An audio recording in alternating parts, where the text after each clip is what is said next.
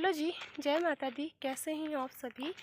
आप सभी का बहुत बहुत स्वागत है मेरे चैनल पर एक नए ब्लॉग में। और आज ब्लॉग की शुरुआत मैं कर रही हूँ सुबह के टाइम से।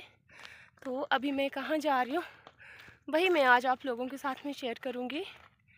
उसके बाद का जो भी था वो मैंने शूट नहीं किया।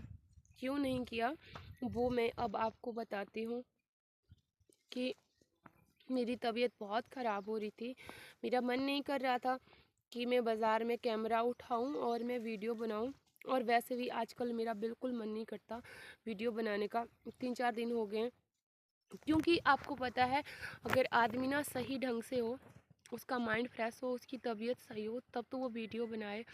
अगर उसका दिमाग ही सही ढंग से नहीं काम कर रहा है तो वो कैसे वीडियो बनाएगा, कैसे एडिट करेगा, कैसे वीडियो डालेगा। मेरे जो भाई बहन यूट्यूबर हैं उनको तो पता है। तो अब बताती हूँ मैं आपको आगे। मैं चली गई थी दवाई लेने और मैंने दवाई ली और फिर मैं वापस घर को आ गई। अभी मैं कहाँ हूँ आप लोग आइडिया खुद ब खुद लगा सकते हैं। बट अब मैं ये टाइम चेंज कर दूँगी क्योंकि इतनी धूप लगी है यहाँ पे, मेरे सिर में पहले ही दर्द हो रही है और यहाँ पे धूप में बैठ बैठ के ना मुझे और भी दर्द हो रही है। तो मैंने ना, जब मैं चली गई थी, सुबह चली गई थी मैं, और उसके बाद में ना मैंने पशुओं को पानी वगैरह नहीं पिलाया था। तो इतने पशु है, एक एक को पानी पिलाना बहुत मुश्किल हो जाता है। आपको पता है कि हम इनको खुले छोड़ देते हैं पानी पीने के लिए। इसी की वजह से ना मैंने इनको खुला छोड़ा है पानी पीने। और जब तक मैं घर पहुंची तब तक 2 बज चुके थे, क्योंकि यहाँ से 5 किलोमीटर है पैदल आना और पैदल जाना। तो आप समझ सकते हैं कि हम किस तरह से आते होंगे, किस तरह से जाते होंगे। और ख़ासकर जब कोई बीमार होता है तो कैसे आएगा, कैसे जाएगा। बट मजबूरी होती है, जाना पड़ता है। हमें कोई बुलाता नहीं है कि आप हमारे पास आओ, पर हमें मजबूरी में जाना पड़ता है। और मैं भी मजबूरी में गई थी। कल भी पूरा दिन धूप में काम किया, परसों भी। शायद उसकी वजह से मुझे लगता है कि कोल्ड फीवर तो हो गया, बट साथ साथ में ना मेरा सिर बहुत भारी है, बहुत ही ज़्यादा। और पता नहीं क्या क्या हो रहा मेरे साथ में, मुझे खुद भी पता नहीं लग रहा। फिर भी मैं जैसे तैसे करके ना ब्लॉग बनाने की कोशिश करती हूँ, पर नहीं बना पाती हूँ, नहीं बना पाती। फिर सोचती हूँ आज नहीं, अभी नहीं, कल नहीं। तो मुझे पता है अगर मैंने एक दिन ब्लॉग बनाना छोड़ दिया तो फिर मैं नहीं बना पाऊँगी दोबारा। ऐसा सबके साथ होता है। तो इसीलिए मैं चाहती हूँ कि मैं इसको कंटिन्यू रखूँ। और आप लोगों से भी मेरी यही रिक्वेस्ट है कि प्लीज़ मेरी ज़्यादा से ज़्यादा वीडियो शेयर कीजिएगा। और आप लोग मुझे अपना जो कीमती समय देते हैं वो मेरे लिए बहुत महत्वपूर्ण है। किसी के पास आजकल किसी के लिए टाइम नहीं होता, और आप लोग मुझे अपना टाइम निकाल करके मेरे लिए टाइम निकालते हो। इसके लिए आप सभी लोगों का दिल की गहराइयों से बहुत बहुत धन्यवाद। और पता है क्या, मुझे ना परसों किसी ने कहा भी था कमेंट करके कि आप ना कितने सालों से बीमार हो। तो मैं बताती हूँ आपको कि मैं कितने सालों से बीमार हूँ और मुझे क्या बीमारी है। मैंने कभी ऐसा जिक्र तो नहीं किया, बट आज बता देती हूँ। जब आप लोगों ने पूछा तो मैं बता ही देती हूँ। और वैसे भी किसी को हम, वो कहते हैं ना, आंखों के ओझल में नहीं रखते हैं, ठीक है। तो मैं फाइनली बता ही देती हूँ आपको कि मैं कितने साल से बीमार हूँ, मुझे क्या बीमारी है, क्या हुआ है, क्या नहीं हुआ है। और आप लोग भी इच्छुक होते हैं जानने के, क्योंकि आपको भी पूरा हक है, आप लोगों को पूरा पूरा हक है पूरा पूरा हक है आप लोगों को। बड़ी मुश्किल से मैं बोल रही हूँ, बोल भी नहीं पा रही हूँ कि मैं कितने सालों से बीमार हूँ। ऐसा तो कुछ भी नहीं है कि मुझे 2 साल हो गए या मुझे 3 साल हो गए मैं ठीक नहीं हो रही हूँ, मुझे क्या बीमारी है, ऐसा कुछ भी नहीं है।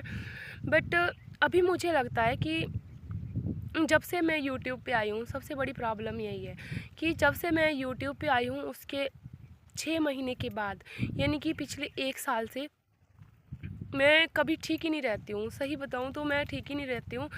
और ऐसे होता है कि अगर मैं 4 दिन ठीक होती हूँ ना, तो 5वें दिन पता नहीं क्या आ जाता, कहीं से कौन सी बीमारी आ जाती है। और अभी भी डॉक्टर के पास मैं गई थी। हाँ, उस टाइम की बात अलग है जब मुझे वैक्सीन लगी थी। तो कोल्ड फीवर वो तो सबको ही होता है, आपको भी हुआ होगा। और किसी को नहीं भी होता, ये मैं नहीं बोलती कि नहीं हुआ, क्योंकि जब मुझे वैक्सीन लगी तो मेरे बहुत बुरे हाल हुए, और जब मम्मी को वैक्सीन लगी तो उन्हें कुछ भी नहीं हुआ, वो नॉर्मल ही रहे दोनों डोज़ में। तो मुझे भी, मैं एक डोज़ में तो बिल्कुल नॉर्मल रही थी, बट जब मुझे पहली डोज़ लगी थी ना तो मेरी बहुत बुरी हालत हुई। मुझे बुखार, ऐसे कमज़ोरी सी फील हो रही थी। मैं सोच रही थी कि मैं उठ नहीं पाऊँगी, या फिर घबराहट सी हो रही थी। फिर मैं डॉक्टर के पास गई और डॉक्टर ने बोला कि आपका जो बीपी है वो लो हो गया था। उसके बाद मैंने दवाइयाँ वगैरह ली, कंटिन्यू ली, तो मैं ठीक हो गई।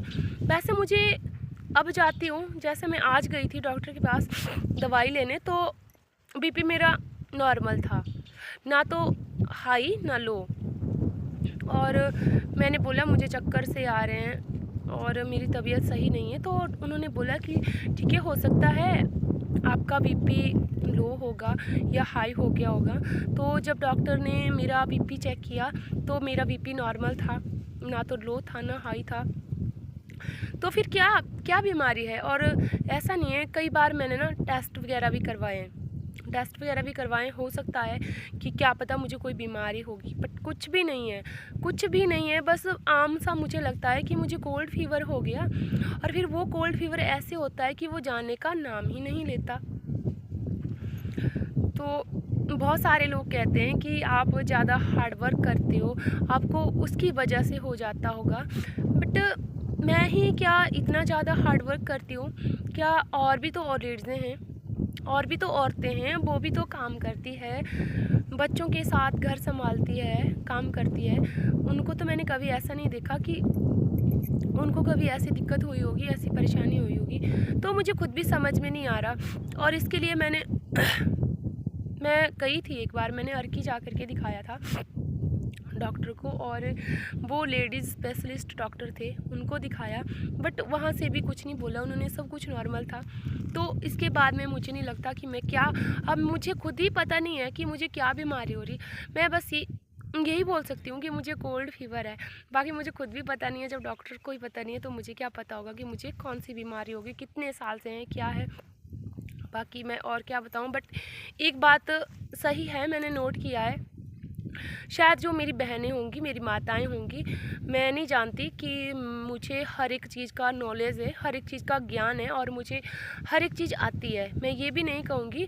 बट मैं एक बात तो मैंने नोट की है, और मुझे बताना, जो मेरी माताएं हैं, मुझसे बड़ी हैं या मुझसे छोटी हैं, होता है कि जब हमारी प्रेगनेंसी होती है ना, और जिस टाइम हमारी डिलीवरी होती है, जब कहते हैं कि जब हमारी डिलीवरी होने के बाद अगर बिगड़ जाती है, उस टाइम व्यक्ति को अगर हवा लग जाती है या कुछ ऐसा वैसा हो जाता है, उसकी जो केयर होती है वो कंटिन्यू नहीं की जाए, तो शायद बाद में चल कर के ऐसी दिक्कत आ जाती है। हो सकता है कि ऐसा कुछ हुआ होगा, बट मेरी तो मम्मी ही थी, जिस टाइम मेरी डिलीवरी हुई तो मम्मी ने ही मेरी केयर किए अपने, तो उन्होंने भी पूरे ऐसा नहीं किया। कोई माँ ऐसा नहीं सोचती कि मेरे बच्चे के साथ ऐसा हो, कोई नहीं सोचता, ऐसा कोई भी नहीं सोचता है। तो मेरी मम्मी ने भी जहाँ जहाँ तक मुझे आइडिया है, उन्होंने भी पूरी केयर करी है। बट हो सकता है कि जब हमारी डिलीवरी होती है प्रेगनेंसी के बाद में, तो कुछ एक साइड इफ़ेक्ट होते हैं हमारे शरीर में, और वो जब हमारे डिलीवरी के टाइम बिगड़ जाते हैं तो फिर हमारे साथ ऐसे सिम्टम जो है वो बार बार होते हैं। जैसे कि पहले मुझे टाइफाइड हो गया था, फिर वो ही जाने का नाम नहीं ले रहा, फिर वो ठीक हुआ। तो अब छोटी छोटी बीमारियां जकड़ लेती है। ऐसा होता होगा क्योंकि हमारे यहाँ पे एक जो है वो आयुर्वेदिक डॉक्टर हैं, और बहुत ही अच्छे हैं, शायद जो नज़दीक से होंगे वो जानते होंगे, ओम प्रकाश जी हैं हमारे धुंधन में। तो मैंने वहाँ से पहले अपना ट्रीटमेंट करवाया था। बट होता है कि जब हमें डॉक्टर कहते हैं कि आप अपना पूरा ट्रीटमेंट करवाओ, तो हमारे पास ना कई बार ऐसी सिचुएशन आ जाती है कि हम अपना ट्रीटमेंट पूरी तरह से नहीं करवाते। जब हमें कोई बीमारी हो जाती है और उसका ट्रीटमेंट हम सही तरीके से नहीं करवाते, तो हमें इसकी प्रॉब्लम बार बार होती है।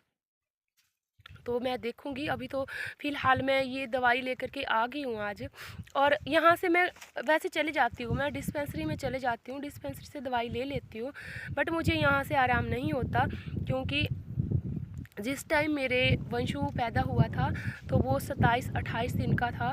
उस टाइम मैं बहुत ज़्यादा बीमार हो गई थी, बहुत ही ज़्यादा।